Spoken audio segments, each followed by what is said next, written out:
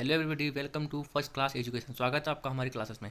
Friends, आज हम देखने वाले हैं संसद के टॉप 25 क्वेश्चन। कल के लेक्चर में हमने देखा कि संसद क्या होती है, संसद कैसे काम करती है और क्या वर्क करती है। ठीक है फ्रेंड्स, चलिए तो स्टार्ट करते हैं हम आज का वीडियो। संसद के महत्वपूर्ण सवाल। तो हमारा पहला क्वेश्चन है, भारत की संघीय व्यवस्थापिका को किस नाम से जाना जाता है? तो उसका आंसर क्या हो जाएगा? संसद हो जाएगा। ठीक है फ्रेंड्स, क्या हो जाएगा? संसद।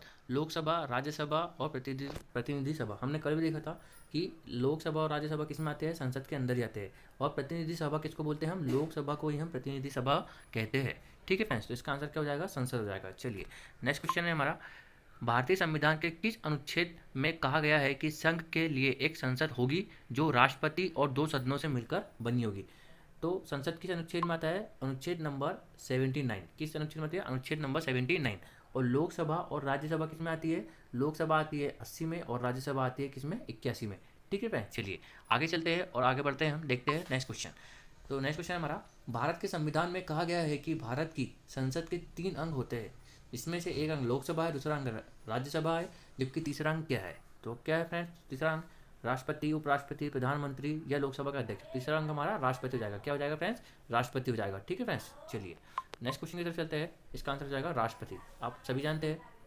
नेक्स्ट क्वेश्चन हमारा, निम्नलिखित में से कौन सा एक प्रावधान भारतीय संविधान के अंतर्गत संसद के सदस्यों की विशेषाधिकार तथा उन मुक्तियों को निर्धारित करता है? मतलब कि जो संसद में जो सांसद लोग रहते हैं उनके विशेष अधिकार किस अनुच्छेद के तहत आते हैं? वह किस अनुच्छेद के तहत आता है? 105 के तहत आता है। किसके फ्रेंड? 105 के तहत। ठीक है फ्रेंड्स, चलिए आपको हमारा चैनल पसंद आता है तो हमारे चैनल को सब्सक्राइब कीजिए और इस वीडियो को ज़्यादा से ज़्यादा लोगों में शेयर कीजिए। नेक्स्ट क्वेश्चन हमारा, संसद का लोकप्रिय सदन कौन सा है? तो वह कौन सा है? लोकसभा है। कौन सा है फ्रेंड्स? लोकसभा है। राज्यसभा, और आपको पता है लोकसभा को ही निचला सदन कहते हैं, राज्यसभा को उच्च सदन कहते हैं, और संसद में एक और तीसरा अंग है जो कि राष्ट्रपति है। संसद के कितने अंग है फ्रेंड्स? संसद के 3 अंग होते हैं। ठीक है, लोकसभा, राज्यसभा और हमारे प्रेसिडेंट। ठीक है, चलिए आगे चलते हैं हम। नेक्स्ट क्वेश्चन हमारा, संसद का स्थायी सदन कौन सा है? तो संसद का स्थायी सदन कौन सा है? राज्यसभा है, जो कभी भंग नहीं होती। ठीक है फ्रेंड्स, राज्यसभा, लोकसभा भंग हो सकती है लेकिन राज्यसभा भंग नहीं होती, इसलिए इसको हम स्थायी सदन कहते हैं। ठीक है, चलिए नेक्स्ट क्वेश्चन हमारा, संसद के किस सदन को प्रतिनिधि सभा भी कहा जाता है? पहले क्वेश्चन में मैंने आपको बताया कि संसद के लोकसभा के सदन को क्या बोलते हैं? हम प्रतिनिधि सभा भी कहते हैं। ठीक है फ्रेंड्स, चलिए नेक्स्ट क्वेश्चन है हमारा, निम्नलिखित कथनों में कौन सही है? तो कथन है, लोकसभा भारतीय जनता की प्रतिनिधि सभा है, सही बात है। राज्यसभा संसद का उच्च सदन है, ये भी सत्य है। राज्यसभा राज्यों का प्रतिनिधित्व करता है, ये भी सत्य है। ठीक है फ्रेंड, तो उपयुक्त सभी, इसमें पूरे के पूरे ऑप्शन क्या हो जाएंगे? सत्य हो जाएंगे। इसका आंसर क्या हो जाएगा? डी हो जाएगा। ठीक है फ्रेंड, चलिए नेक्स्ट क्वेश्चन तो चलते हैं। संसद को भंग करने के लिए कौन सक्षम है? संसद को कौन भंग कर सकता है? राष्ट्रपति कर सकता है। जो भारत का सबसे उच्च और सबसे पहला नागरिक होता है, कौन होता है? राष्ट्रपति होता है। ठीक है फ्रेंड, चलिए नेक्स्ट क्वेश्चन है हमारा, भारतीय संसद की संप्रभुता प्रतिबंधित है भारत के राष्ट्रपति शक्तियों से, न्यायिक समीक्षा से, विपक्षी दल के नेताओं से, उपयुक्त सभी से। इसका आंसर क्या हो जाएगा? न्यायिक समीक्षा से। जो न्यायिक समीक्षा होती है उससे संसद के प्रभु जो संपूर्ण प्रभुत्व होती है या प्रतिबंधित रहती है। ठीक है फ्रेंड, चलिए नेक्स्ट क्वेश्चन है हमारा, भारत के प्रधानमंत्री शक्तियों से संसद के कितने चक्र होते हैं? बजट सत्र, मानसून सत्र, शीतकालीन होगा, शीतकालीन सत्र और या उपयुक्त सभी। तो इसका आंसर क्या हो जाएगा? उपयुक्त सभी हो जाएगा। सारे के सारे जो चक्र होते हैं वो प्रधानमंत्री की शक्तियों के संसद चक्र होते हैं। ठीक है फ्रेंड, चलिए नेक्स्ट क्वेश्चन हमारा, संसद के 2 क्रमिक अधिवेशन के बीच अधिकतम कितने समय अंतराल की अनुमति होती है? मतलब कि जो संसद के सत्र होते हैं उनके बीच में कितना गैप होना चाहिए? कितना होना चाहिए? 6 महीने का होना चाहिए। 6 महीने है ज़्यादा का दोनों में गैप नहीं हो सकता है। ठीक है फ्रेंड, चलिए नेक्स्ट क्वेश्चन है हमारा, संसद के दोनों सदन का संयुक्त अधिवेशन आयोजित होता है, कैसे होता है? भारत के राष्ट्रपति के निर्वाचन के लिए, भारत के उपराष्ट्रपति के निर्वाचन के लिए, संविधान में संशोधन संबंधित विधेयक को पारित करने के लिए, या एक ऐसे विधेयक पर विचार करने के लिए, ऐसे विधेयक पारित करने के लिए जिस पर दोनों सदन में मतभेद हो।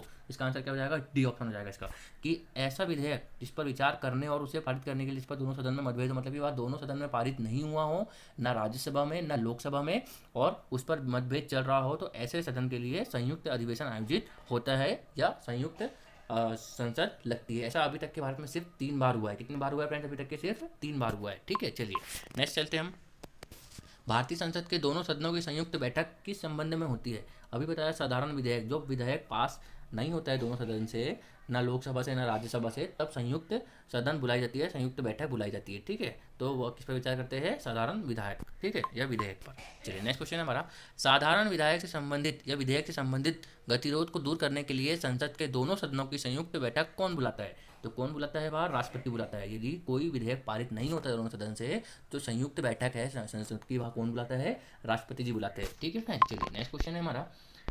नेक्स्ट क्वेश्चन है, यदि किसी सामान्य विधेयक पर राज्यसभा और लोकसभा के बीच गतिरोध आता है तो उसका समाधान कौन करता है? यदि राज्यसभा और लोकसभा दोनों के बीच यदि मतभेद हो जाता है, गतिरोध है, कोई कारणवश किसी कारणवश विधेयक पारित नहीं होता है दोनों सदन से, तो उसका समाधान कौन करेगा? राष्ट्रपति, मंत्रिपरिषद, संसद का संयुक्त सत्र, उच्चतम न्यायालय। तो संसद का संयुक्त सत्र, अभी बताना संयुक्त सत्र कौन बुलाता है? राष्ट्रपति बुलाता है। ठीक है, यदि कोई विधेयक पारित नहीं हो रहा है दोनों सदन से तो संयुक्त सत्र बुलाया जाता है और उसको मतलब विधेयक को पारित किया जाता है या उस पर विचार विमर्श किया जाता है। ठीक है फ्रेंड, चलिए नेक्स्ट क्वेश्चन है हमारा, स्वतंत्र भारत के संसदीय इतिहास में अभी तक कितनी बार संयुक्त बैठक बुलाई गई? तो 3 बार बुलाई गई है। मैंने बताया ना अभी तक के कितने बार हुआ है संयुक्त बैठक बुलाई गई है? 3 बार बुलाई है। ठीक है फ्रेंड, चलिए नेक्स्ट क्वेश्चन है हमारा, संसद के दोनों सदनों के संयुक्त अधिवेशन की अध्यक्षता कौन करता है? तो वह लोकसभा का अध्यक्ष करता है। कौन करता है फ्रेंड?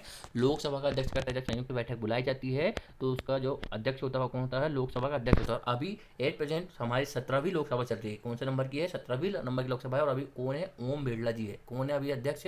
ओम बिरला जी है। और आप राज्यसभा जानते हो कि राज्यसभा के कौन है? जो वाइस प्रेसिडेंट होते हैं भारत के, जब अभी एक प्रेसिडेंट वेंकैया नायडू जी है, वह चेयरमैन है किसके? राज्यसभा के। ठीक है फ्रेंड, चलिए नेक्स्ट क्वेश्चन हमारा, क्या राष्ट्रपति या उपराष्ट्रपति कभी संयुक्त अधिवेशन की अध्यक्षता कर सकते हैं? हाँ, कभी नहीं।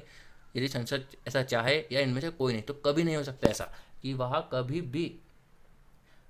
भी संयुक्त बैठक जो अधिवेशन बुलाया जाता है उसकी अध्यक्षता नहीं कर सकते। वह अध्यक्ष कौन होता है? हमेशा लोकसभा का अध्यक्ष ही होता है। ठीक है फ्रेंड, चलिए नेक्स्ट क्वेश्चन है हमारा, संसद का संयुक्त अधिवेशन किस स्थिति में बुलाया जाता है? जब एक सदन द्वारा पारित विधेयक को दूसरा सदन अस्वीकार कर दे। सही बात है। किसी विधेयक पर किए गए संशोधन से दोनों सदन असहमत हो, ये भी सत्य है।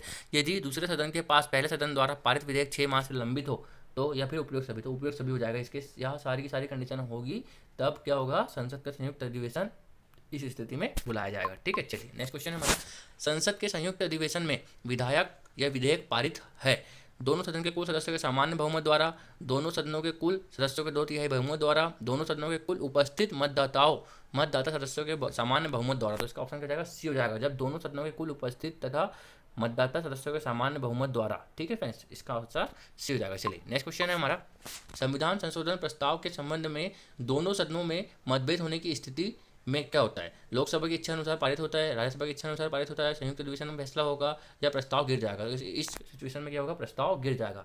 जब संविधान संशोधन प्रस्ताव के संबंध में दोनों सदन में मतभेद होता है तो प्रस्ताव क्या जाता है? गिर जाता है। ठीक है फ्रेंड, चलिए नेक्स्ट क्वेश्चन है हमारा, संसद के किस सदस्य की सदस्यता तब समाप्त समझी जाएगी जब वह बिना सदन को सूचित किए अनुपस्थित रहता है? यदि कोई सांसद होता है, यदि 60 दिन तक यदि वह अनुपस्थित है और उसने सूचित नहीं किया हो संसद में, तो उसकी जो सदस्यता है वह क्या कर दी जाएगी? समाप्त समझी जाएगी, या वह संसद नहीं रहेगा, यह समझा जाएगा सदन में। ठीक है फ्रेंड, चलिए नेक्स्ट क्वेश्चन है हमारा, एक वर्ष से कम कितनी बार संसद की बैठक होनी चाहिए? तो 2 बार होनी चाहिए। कितनी बार होनी चाहिए? 2 बार होनी चाहिए। बताया था ना कि अंतराल कितना होना चाहिए? 6 माह का अंतराल होना चाहिए। 6 माह मतलब कि 12 महीने मतलब कि 1 साल। तो साल भर में कम से कम 2 बार तो बैठक संसद की होनी ही चाहिए। ठीक है फ्रेंड, चलिए आज का हमारा लास्ट क्वेश्चन है, संसद के किन सदस्यों को गैर सरकारी सदस्य कहा जाता है?